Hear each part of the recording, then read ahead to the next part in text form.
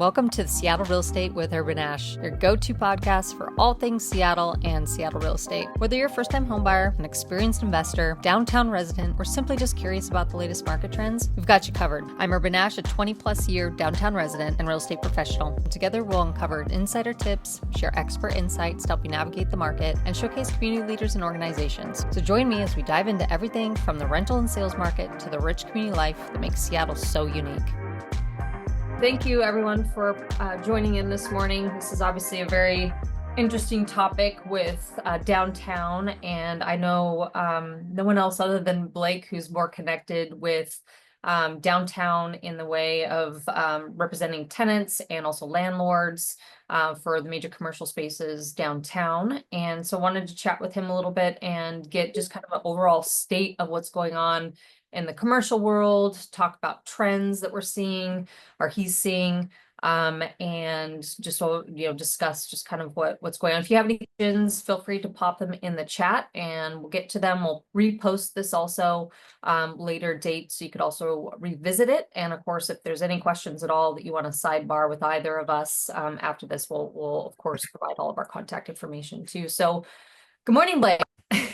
Hey, good morning. Good to see you, Ashley. Thank you for having me on this morning. Appreciate it. Always good to chat with you. We always have a lively conversation. I feel like our two worlds, we kind of bounce back and forth with intel, and it always helps fill some blanks in that I don't always pick up on. So Totally. always enjoy. Yeah, and also it's been nice to work with you on that commercial space and in Pike Place market too. So I know we've had a little bit of professional background working with each other. And like I said, I really do think highly of you and how you run your operation and how you're kind of attacking the commercial market. So really, really happy to have you on here this morning. Great. Well, appreciate it. Yeah. Downtown Seattle, I attended the state of downtown on Tuesday. So I got to hear Mayor Bruce Harrell and Downtown Association John Scholes give some speeches, and I wanted to kind of get a temperature on them to see, if what they were, projecting out there was similar to what, we're seeing and hearing on the street, talking to landlords and tenants.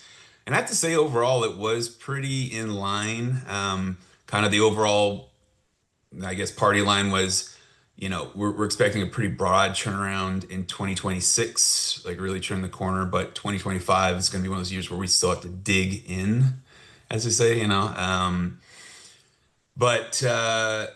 I mean, there's a lot going on downtown.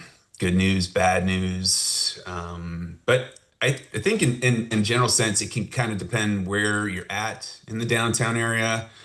Some areas are doing well. Others are not really changing much and having some of the similar issues. And just a couple stats to kind of, catch up to speed for 2025 as it relates to downtown, that there's 97,000 daily workers in downtown this January. The return to office in this month in February was the highest since February 2020, so right before the pandemic. Yep. About over 100,000 people are calling downtown Seattle home. So it is about bringing people back to downtown, making a place where we have the amenities and the places where people want to come and visit. And then in turn, we'll support businesses that want to actually put their neck on the line and open up.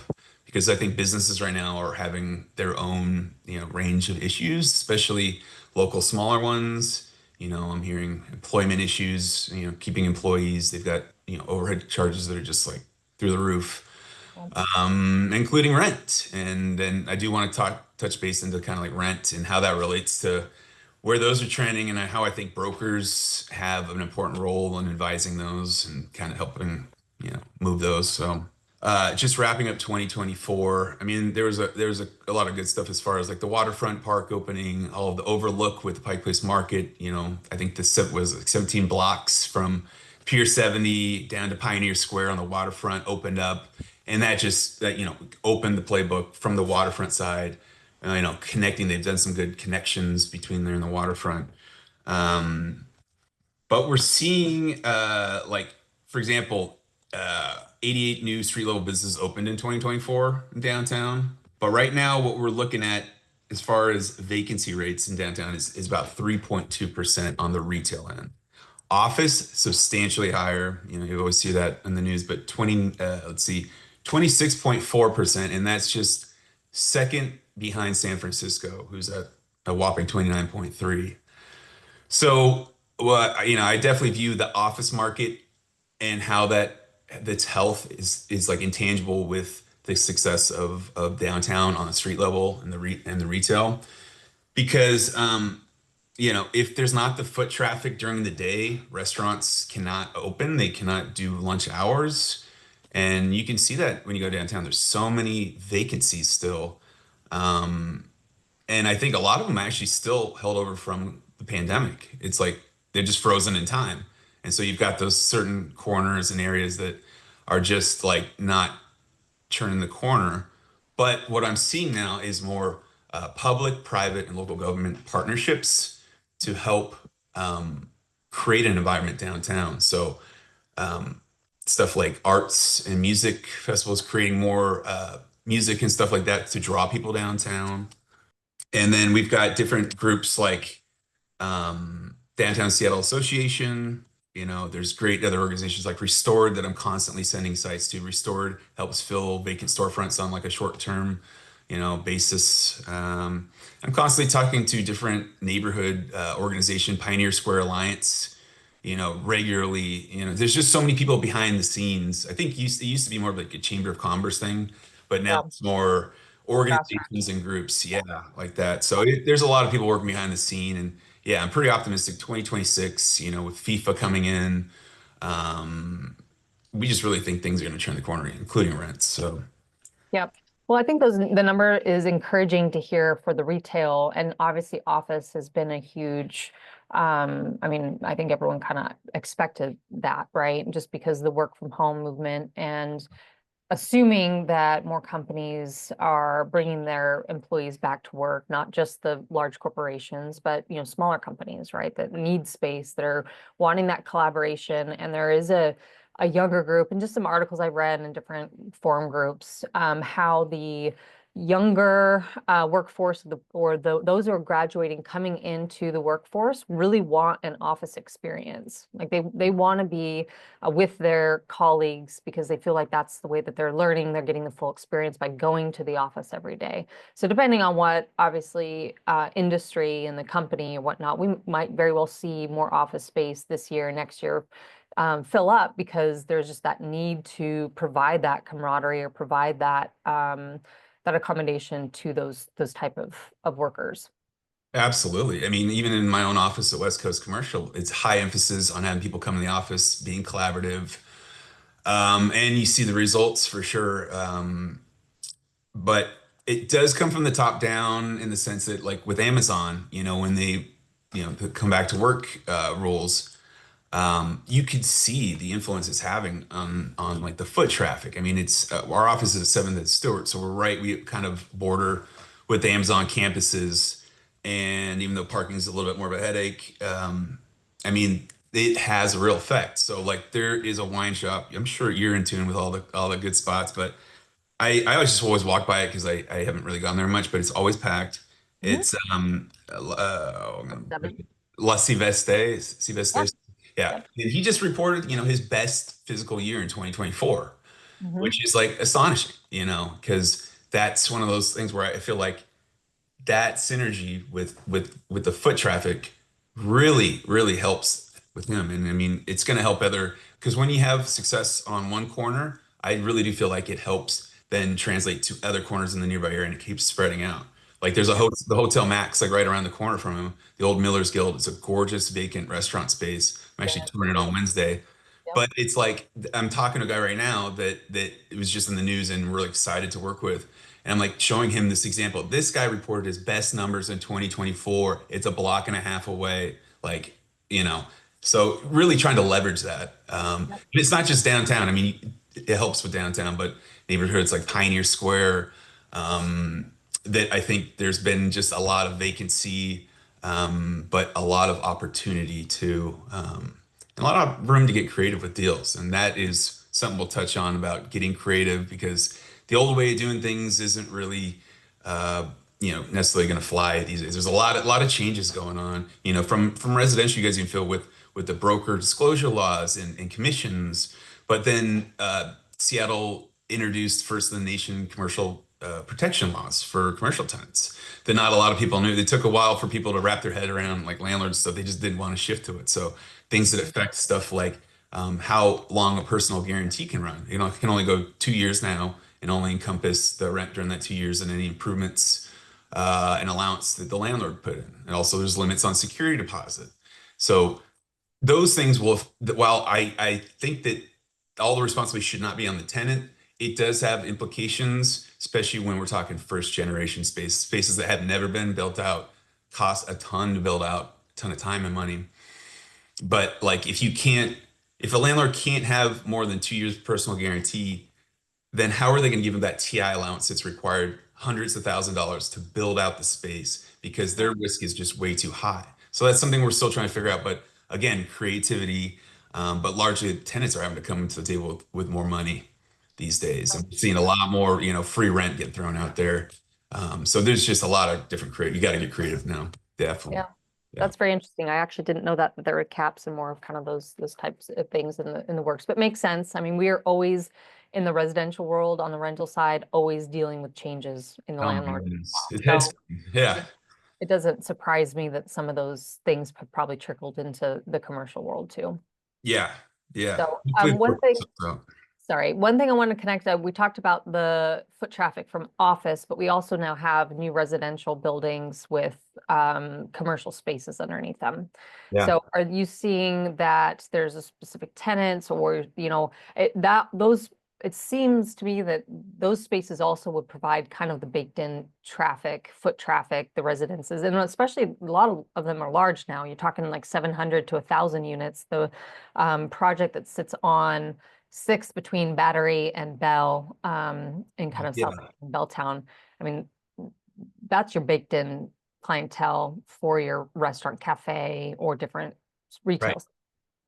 Yeah, no, I mean the landlords, the developers there, they want amenities for the residents, number one. So they love to have the big names because it helps draw in residents. I mean, personally, I think a lot of buildings are known by the businesses on the ground floor.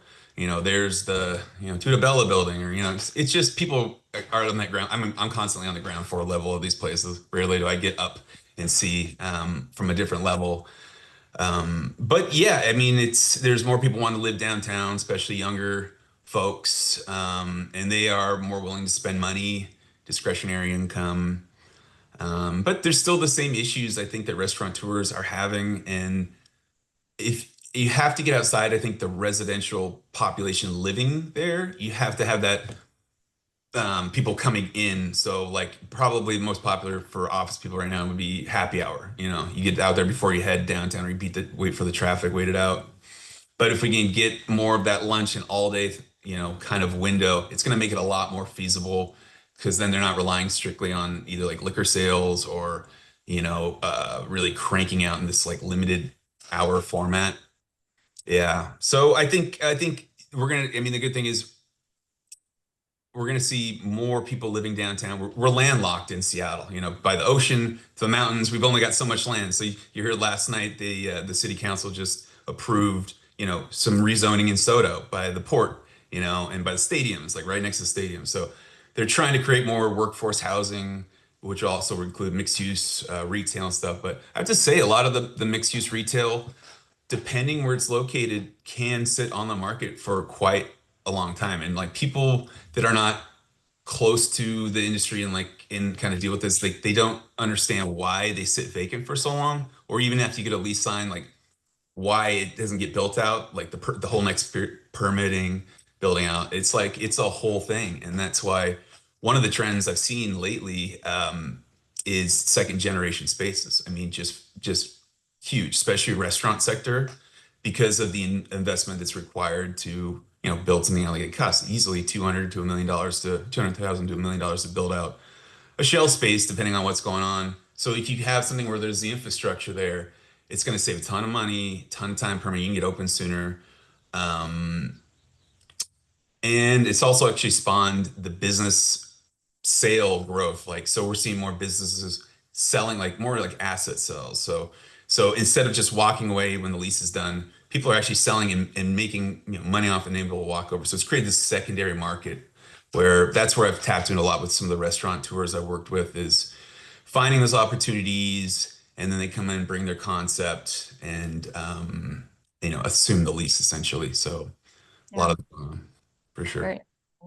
Yeah, and there are some of these older spaces too, and as you said, second generation, but other spaces that are kind of, I know we have one, that amazing location, but there are limited things you can change the use to, or you have difficulties changing the use for the space just in general.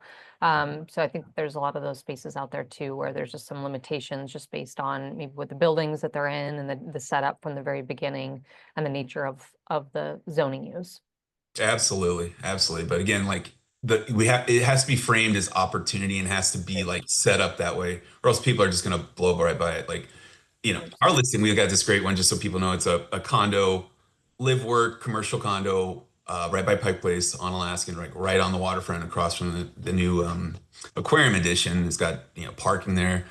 And we had, without saying names, we had a solid offer from a really great operator that we loved, is existing Pike Place Market business. But the numbers they need to remodel it, is like a 200K thing. They were willing to offer $1 million, but that was their budget because they needed the other money to build out the space. Well, turns out couple months later, they then are now taking this huge space in the middle of downtown Seattle as an expansion. And I'll talk to you once it's announced. This will be an interesting story, but they were able to then have a landlord that wanted to partner with them and take over this. I think it's like 9,000 square feet space on. It's the old Specialties at Fifth and Union, that my Tiffany and Avery at my office facilitated. Good job, guys. And it's going to be huge news. I mean, they even mentioned at the downtown Seattle event. So it's stuff like that. And I kind of missed that connection. I mean, I should have said, hey, we have this, but that was kind of a quantum leap in size. So I just did not see it. But it's people like that. It's like opportunity-based folks, whether it's expansion or relocating when your lease is up. Um, yeah, it's interesting for sure.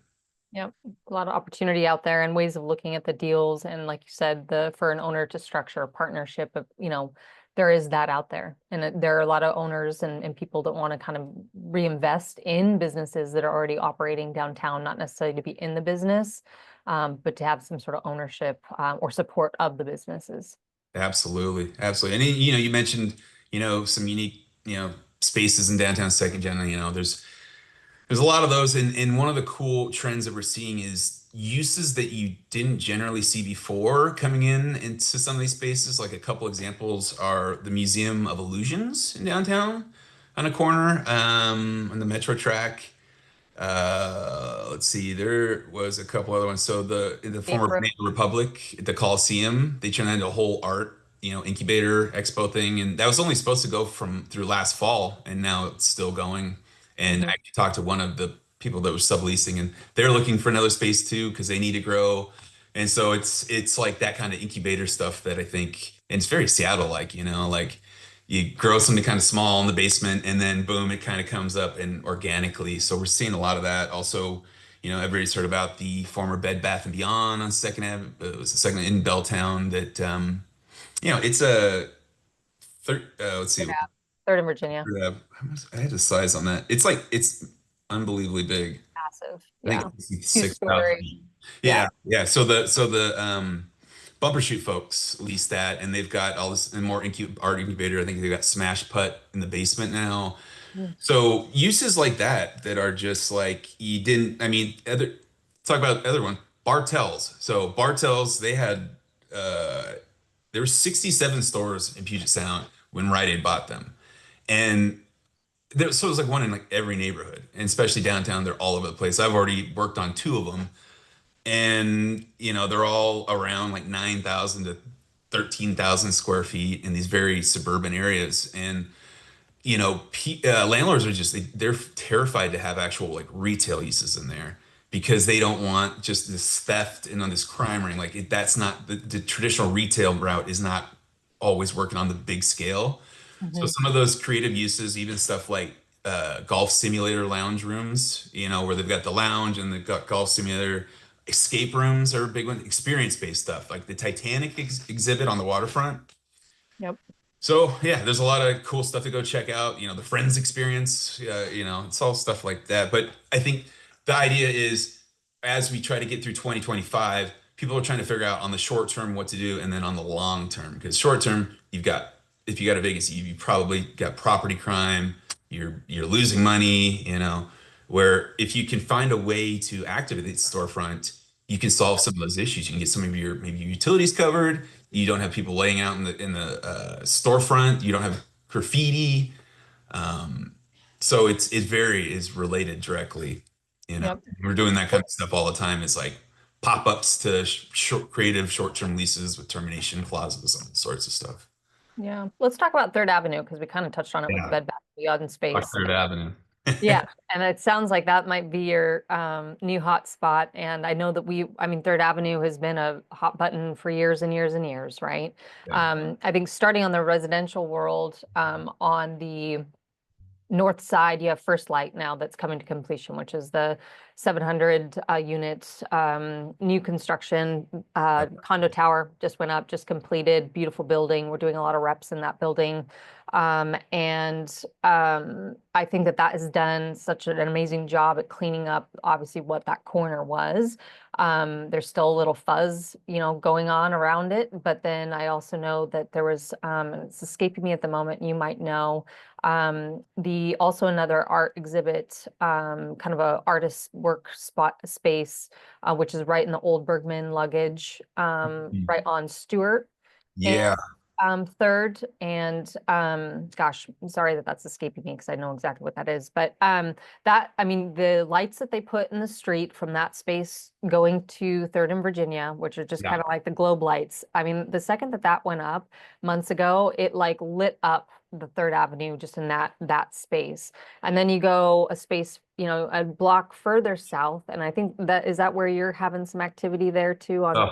Oh, yeah, like Pike and Yeah, exactly. Third. Mhm. That's the place that's been frozen in time. I talked to the owner about that like a little bit ago. I think Bellwether Housing owns the actual building, and then there's commercial condo units, so that they own the McDonald's, and then the inline what was a money tree, which I'm going to be bringing to market soon. But they haven't even been to see the property since the pandemic, which kind of shocked me. Yeah, that's crazy. But it's not too indifferent. Like there are landlords that are in different states that need that feedback, just like you do with your, sellers and buyers stuff. Like they rely on us for that feedback and what's going on. And that's where I think some of the issues in downtown, but also on Third Avenue, um, like spaces aren't moving because either like the worst thing you could do is board up the storefront because then it just goes away, it gets graffitied over, and people just lounge right in front of it. So that's number one thing I tell people: do not cover up the storefront windows any means. Hmm. And so creating visibility, also I think getting creative with the marketing. So I'm a very visual person, kind of because you got to bring them in. This first impressions, you got to bring them inside without actually having them come inside. You know what I mean? So. I've got my work cut out for me on that one, but I'm with you. Third Avenue, I feel like is the next great story in downtown. Like it's a long thoroughfare that's primarily transit oriented right now. Most of the businesses have shuttered. A couple of the buildings along there have gone to auction block. But like you said with the lighting, like that was a partnership and with private, public, and government. And I think there was like I had it written down. There's like six different groups involved in that, including like private building owners that own it. Yeah. And I agree with you. Like that seems very simple and straightforward, but was super effective. And it sounds like they're going to kind of try to expand on stuff like that, whether it's kind of closing down parts of Third Avenue and having it open for some kind of festival and Hmm. stuff like that. But it is, I think, those partnerships. Also, like downtown ambassadors, that program that started in Pioneer Square and has expanded throughout the downtown core, I think is like invaluable. It's paid through the Metropolitan Improvement District, and if you'll see them, there's I think there's a couple hundred of these ambassadors, but you'll see them invest and stuff like that. And not only they can tell you directions, but they'll come, if there's a mess in the storefront, they have the tools to be able to spray clean that and just create a cleaner experience and atmosphere. But but with Third Avenue, I'm very excited about that third part because it's probably the toughest corner. Like I didn't even know really how can I get a picture of the outside. Well, we're gonna do it with drones, It'll be out a little bit, but the inside, former money tree, it's kind of got a weird dog leg, but I'm excited about it because let's get creative. So I'm gonna be reaching out to the city of Seattle. I'm gonna reach out to organizations like Restored. I'm gonna put it out to all sorts of stuff, and I mean, let's get crazy, let's get silly. The landlord, fortunately, is more open to just activating it at this point. Mhm. But like I did a lot of the stuff in Pioneer Square recently, which is kind of like my inspiration for wanting to jump in on Third Avenue, Yep.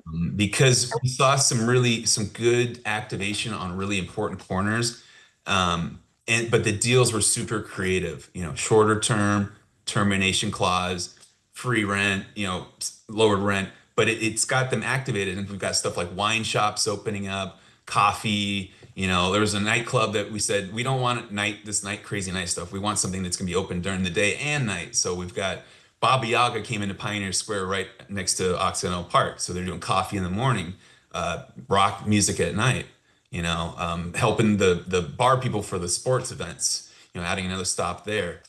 So all that is going to go a long way, and it's definitely going to be needed on Third Avenue. And like I think there's a changing of the guard, essentially with some brokerage.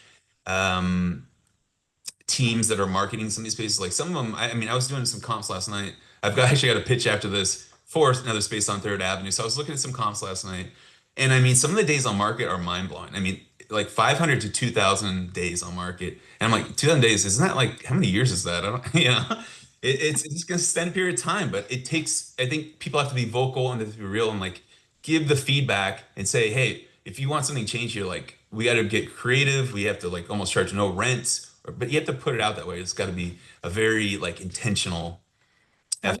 Yep. Yeah. Let's talk about rents because that was something that you mentioned at the beginning that you wanted to circle back around to. Yeah. So what are you seeing?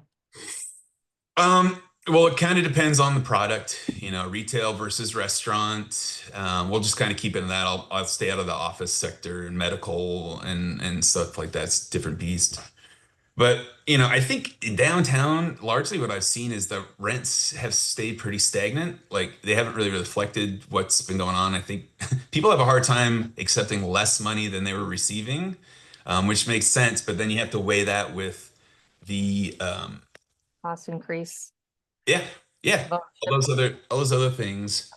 And so brokers started changing the rate to just to zero or negotiable. And it's Mhm. just kind of because they don't want the sticker shock. And so if you have rents where they used to be in downtown, it was in like the $50 square foot plus triple net mark. Triple nets can be an additional like usually, well, now they're about 10 to $15 a square foot.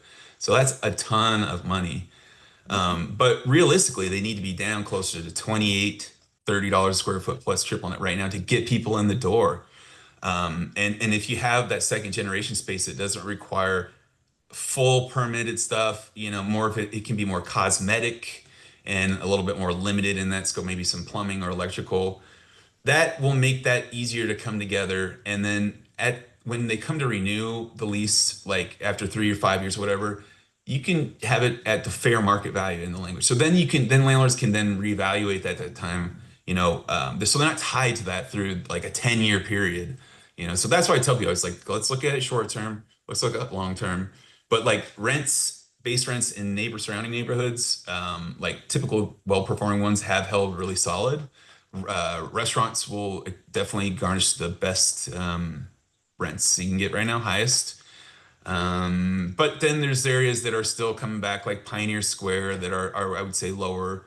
Because like a like a restaurant space, I'd say right now is leasing between 33 to $42 a square foot plus triple net, given the location, the size, and the infrastructure in there.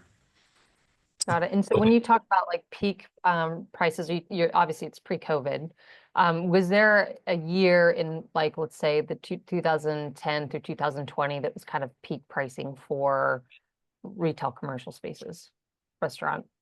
Yeah, I mean, I'd say probably the first generation spaces. Okay. Because the landlords would have to put so much money up for like tenant improvement allowance to help the restaurants or retailers build out that initial build out, because we're talking about like a cold gray shell, just concrete on the ground, electrical plant panel. Other than that, you got to do the whole other thing. So it's a lot of steps.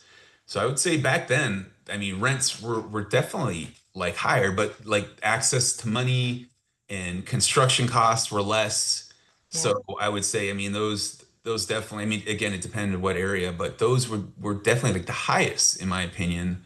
Aside from, high exposure corners, you know, but yeah, Yeah.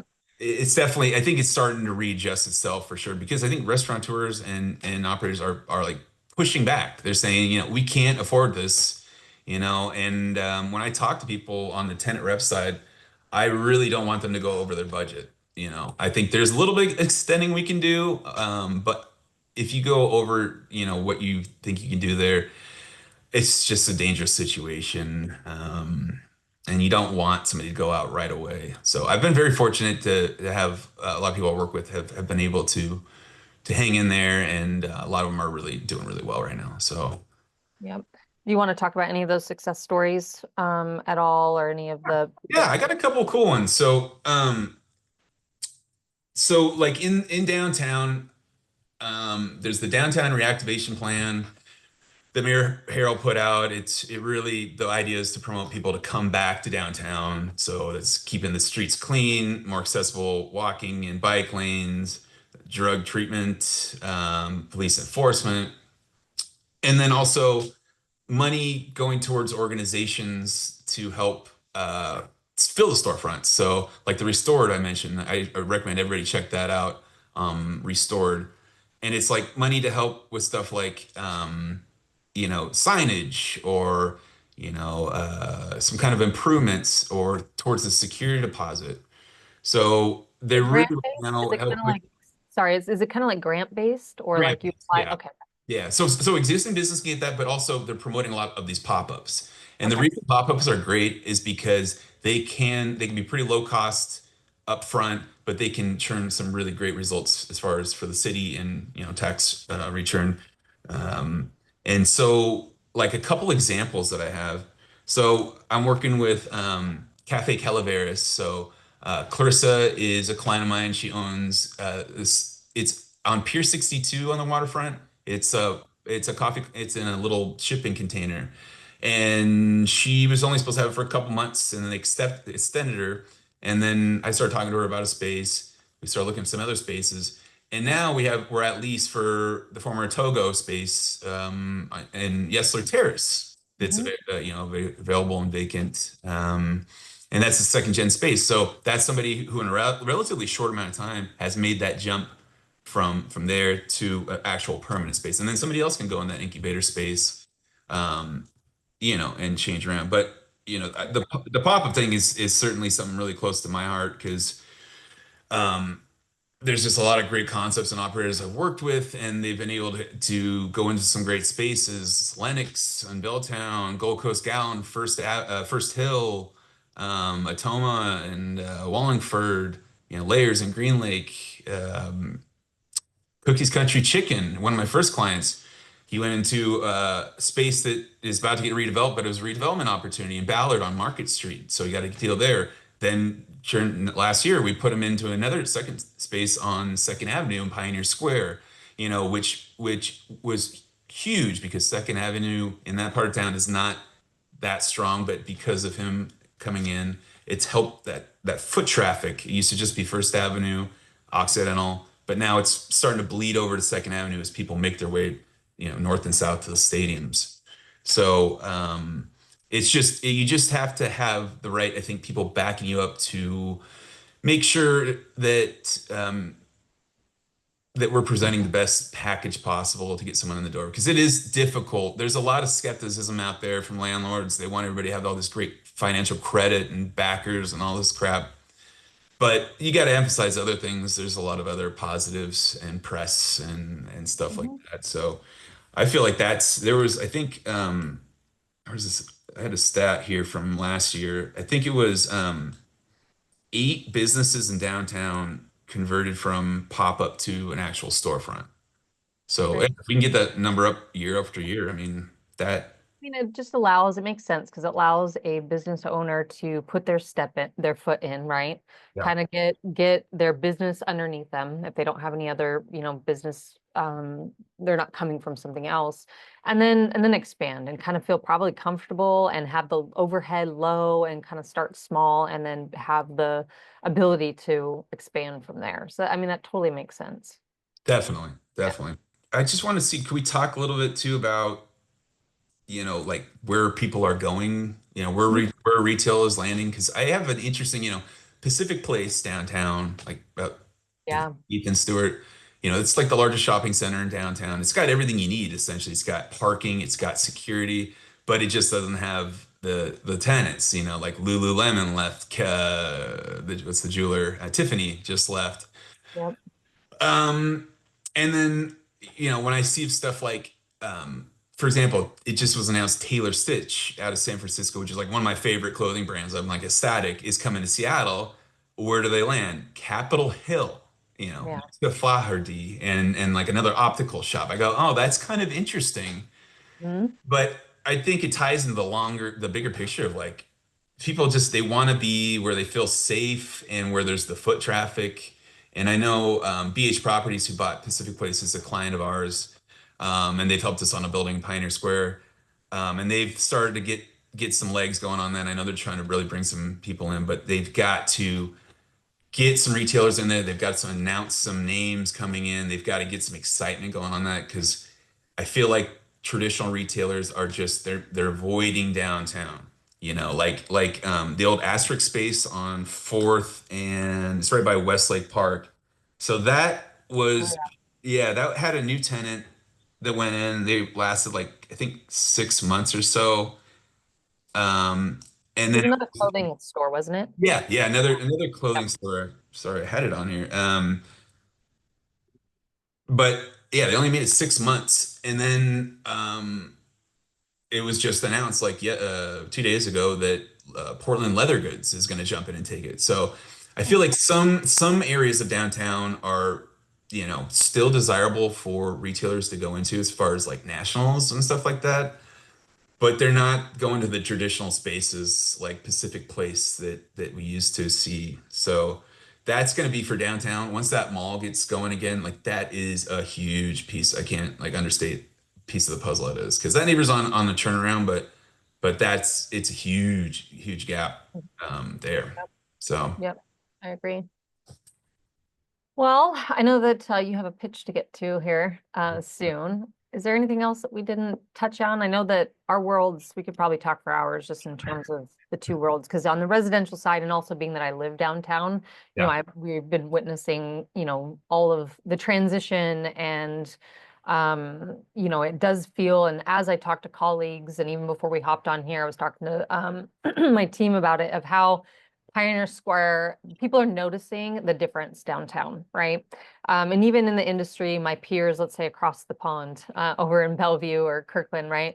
They had the chance to come during the holiday season to the events that were going on downtown, and all of our meetings in January were filled with, wow, downtown feels completely different.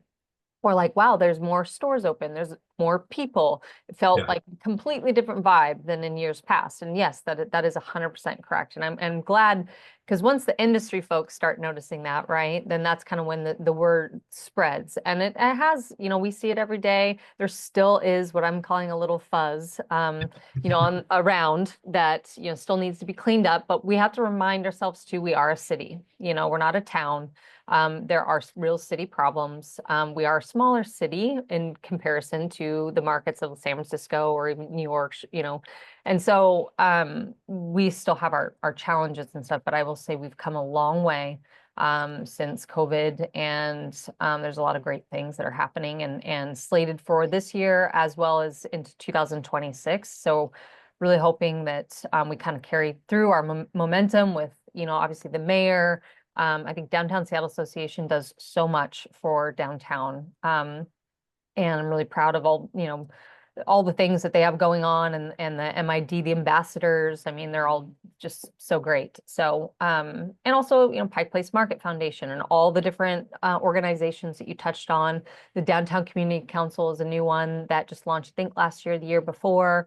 And so there are these grassroots, really passionate efforts from people who live downtown, who want to invest, want to keep the momentum going. And I don't think anyone's wavering on their dedication or support at this point. It's like everyone's going full force at it. So yeah. Yeah. Seems like there's just a lot of optimism. There's a lot to be excited for. And I just encourage everybody to keep supporting, keep going downtown, visiting the businesses. One thing I'll just say is, bring people from out that aren't, going downtown, don't live down. Like my younger brother, he lives in Mount Vernon, and that's where the perception, that perception issue. And so they had all this, oh, we're not coming down there. It's scary. It's not safe, stuff like that. Well, I get him to come down. We go to the waterfront overlook with his two, my nephew and my niece, have a blast there. 2 weeks later, me and him are going for lunch in the Chinatown ID, and I'm like, and he's just like, I can see he's coming around, and he's like, okay, yeah, there's a lot to do. You might need somebody to hold your hand to kind of show you where to go a little bit right now, but perception, is a big thing. And like you said, like I think a lot of these organizations and local government and stuff are really working hard. And I think you and I want to do our part too. Everybody wants to be part of the story of the turnaround of downtown Seattle. Assuming I don't get shot and killed on Third Avenue, leasing this space, I look forward to taking on the challenge. And I'm like, let's just get creative. What else is there to do? Yeah. Other than let's try new things and be optimistic and work all together. And I feel like we're gonna have another conversation 2026. Our condo will be sold that we have, and we'll be talking about all the good stuff going on and hopefully more opportunities. So I'm certainly fired up. Yeah, only good stuff. Summer's gonna be great. Right now we're in a kind of a lull with the sports. There's a transition once football ended, soccer's starting up, baseball just started spring practice. So there's some of those things where we're in the seasonal thing right now, but overall, we're on the right track. Yep. Agreed. Well, thank you. Like I said, we'll be reposting this and tell everyone to come downtown, experience downtown, and I will continue. I do walk through Third and Pike all the time. I make it a point because I live downtown. I want to see what's going on. And honestly, it has not felt bad. I've not ever felt really truly threatened. There's always a presence of either DSA or police on the corner. So, it's downtown. Yeah, I mean, even with what they're saying about Westlake Park and some of the new plans with that, I'm really excited about because it's surprising how hard Fourth Avenue got hit right by Westlake Park. I mean, from Abercrombie to Vans to Yeah. I don't know if the yard house is still open, but unbelievably hard. So hey, Westlake Park, very excited about that being redone. Steinbrook Park opening up soon. So a lot of good stuff going on. But Uh, yeah, I try to walk Third Avenue as much as possible because you can't really drive on it, the buses and everything like that. So, yeah. do you even own a car living downtown? What's funny is I hardly ever use it. I really walked all my appointments. But yeah, I mean, I really do try to work. I scootered to a couple of points. Like I'm using the Lime bikes, the scooters, and really embracing that because it is easier. And again, as traffic builds up downtown and you have parking and this and that, and also, I like that urban lifestyle. So, you don't need a car. Probably we have one too many. We have two, but at the same time, it's just really nice to embrace the transportation and walking around and be able to kind of, really be in the city as a resident downtown and working downtown. So, Yeah. When I first started my career, I had somebody older, senior, tell me, um, take a different route home every time you go home. So then you're getting your eyes on everything, you're taking in everything. I mean, at first it was for me looking for vacancies or, spaces that I could go after, but I think it's also seeing what's going on down there, just because you gotta experience it yourself. Like it's even like walking through a commercial space. You can mhm. look at the flyer, you can look on Google Earth, but sometimes you gotta get your butt down there and just tour. And that's like part of big effort with our work is getting people to come down. That's why I'm such a big visual guy, because I got to trying to fill that gap where we got the opportunity. Okay, it looks good. Okay, let's go tour versus focusing on other. Well, I think you do a great job too on your social media for people who don't follow you. Like you're basically, always I feel like you do a really good job emphasizing the spaces that are available, the businesses that are opening, kind of the story and the journey For sure. of the people you're working with too. So I think you continue doing that, and that's a good way of kind of creating that additional exposure too. Definitely. The local businesses really appreciate it too. Like anybody that can be on their side and help, like they're really, working their ass off. And it's my part with the leasing is a small part of their journey, but after they open stuff like that, it is important for us to support and be visible. I mean, I'm always buying clothing and mugs and stuff on top of dining there too. So I've got all sorts of clothing gear. I don't know what I'm gonna do with it all. I feel like I'm gonna wear it, but I don't, I'm trying to figure out, I don't know, maybe I'll make a big like like a shirt with a little bit of this, a little bit of that, and Yeah, like that. a But, quilt with patches or well, whatever. Yeah, that's funny. Good. Thank you. Yes, enthusiasm definitely is there for Third Avenue, and we'll continue to spread the word and support you and your efforts, Blake, on the commercial side. And I know you'll support me in my efforts on the residential side, and we'll try to whip the city back into shape.